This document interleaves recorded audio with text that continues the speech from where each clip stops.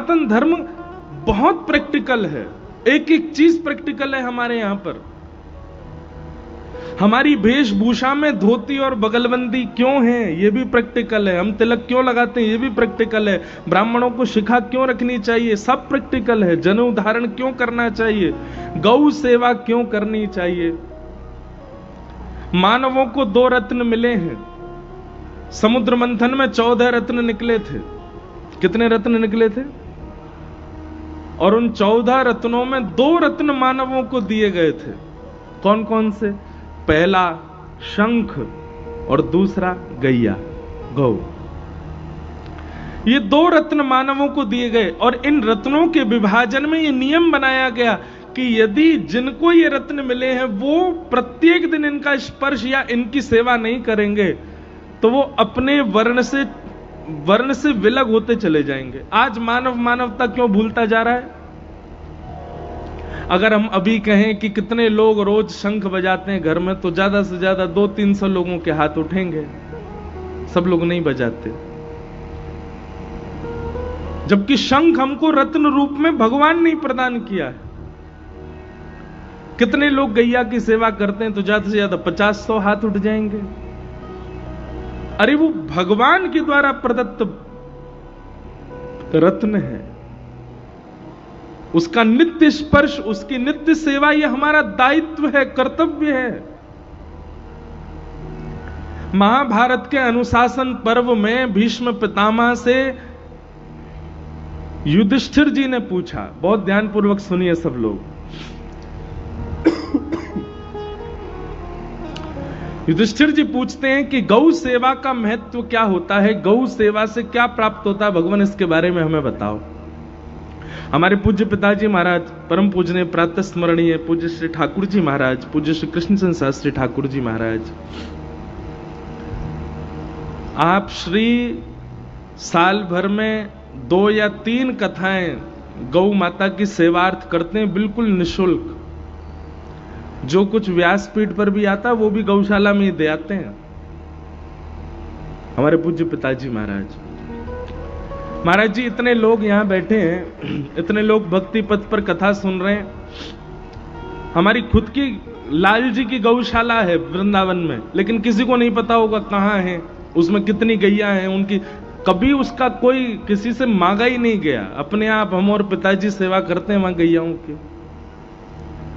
हमारी जो आज ये स्थिति हुई है ना, ये जो गला खराब और बुखार आया है, ये यहां आने से पहले 1 सप्ताह की कथा थी हमारी मेरठ में। मेरठ की कथा को स्थगित करके आए कि भाई कुछ दिन घर रहेंगे, तो मेरठ कथा स्थगित करी। तो घर पे कुछ काम थे, उनको निपटा करके 1 दिन खाली था, सोचा क्या करें। तो महाराज जी गैया चरावे गए हम लोग, हम और हमारे सारे परिकर के लोग, हम लोग गैया चराने गए। तो गैया चराने गए तो मन में पहले भाव था कि लाल जी को संग लेके जाएं, पर फिर मन में आया कि लाल जी को व्यवस्थित करना थोड़ा मुश्किल हो जाएगा। गैया तो कहीं भी भागती है और कहीं जोर से कहीं टकरा गए, लाल जी लुढ़क गए नीचे। तो हमारे मन में भाव आया, एक काम करते हैं, लाल जी को घर ही छोड़ जाते हैं, इनकी वंशी और लकुटी संग ले जाते हैं। तो लाल जी की वंशी और लकुटी हम संग ले गए। अब देखो ये लीला नहीं है तो क्या है। जब मैं वंशी और लकुटी ले रहा था तो मैंने नेक ठाकुर जी की ओर देखा, तो मानो ऐसा लगा क्रोध में देख रहे हैं, तो दारी के मुंह ना ले जाएगा। जबकि ठाकुर जी को तो बहुत चाव होता है गैया चराने का, और पहली बार गैया चराने गए हम। फिर भी ये भी थोड़ा अनुभव हुआ कि क्रोध में है, फिर भी हमने कही नहीं नहीं आप बैठे रहो, कल जलंधर निकलना है, कहीं अभी गिर गए तो फिर कैसे संभालेंगे हम आपको, आप इसके भाव से आप चल दो।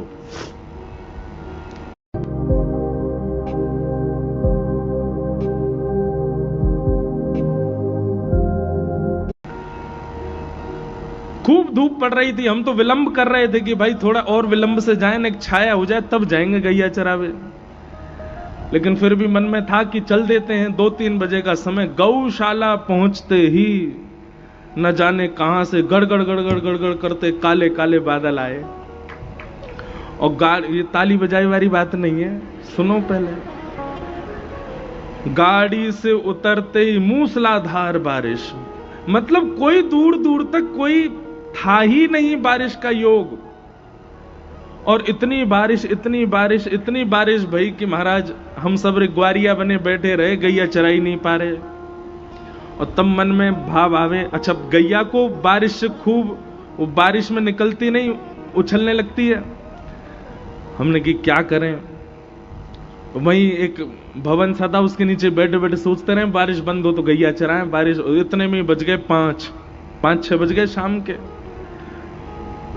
और जैसे ही सब साक्षी थे हमारे साथ के सब लोग, जैसे ही मैं बाहर जाऊं, बाहर जाती बारिश शुरू हो जाए, जैसे ही मैं भीतर कमरा में आऊं तो बारिश बंद हो जाए।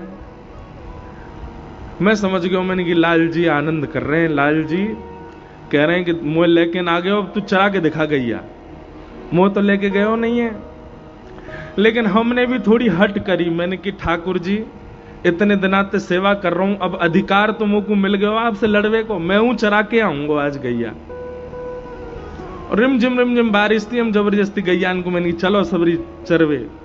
और गैयान को लेकर के गए, जैसे ही पहुंचे मैदान में इतनी जोर की बारिश भई, गैया तो भाग गई सब गौशाला में, हम फंस गए, मैं भीज गए ऊपर से नीचे तक, नीचे पूरा दलदल है गयो। और वही को प्रमाण की जैसे घर लौट के आए, तीव्र बुखार रात में। लाल जी से 2 दिना से क्षमा मांग रहे हैं, अगली बार आपको ले चलेंगे, अब ये बुखार ठीक कराओ। ठाकुर जी बुखार नहीं देते, ये ठाकुर जी ने नहीं दिया। ठाकुर जी बल्कि ये कहना चाह रहे थे कि मोय लेके चलता तो मेरो तो स्वरूप ही गिरवरधारी है, ऐसो गिर्राज उठाता कि इंद्र तेरो कछु बाल बांको नहीं कर पाता, तो पे एक बूंद ना गिरन दे, तो बड़े भाव से तू गैया चराता हो, तू मोय लेके क्यों नहीं गए हो? अब मेरी शरणागति छोड़ के गए हो तो फिर भुगत, तो वही भुगत रहे हैं। ये जो हमारा अस्वस्थता अभी हुई है,